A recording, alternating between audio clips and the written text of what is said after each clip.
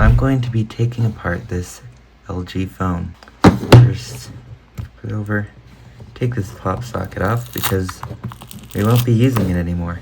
Now this whole yellow part comes off. And start to take it apart. Here's the battery. You can easily just take that out before continuing.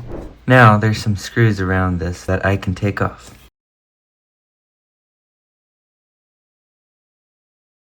And there are the insides.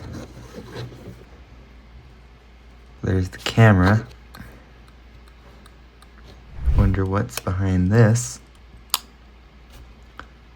Then this whole thing comes out.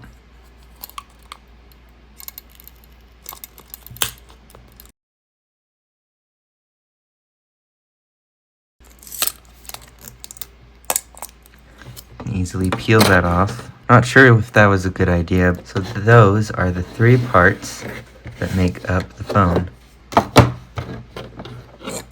There's even that micro SD slot. I cannot believe that. That is crazy. Well, I hope you enjoyed.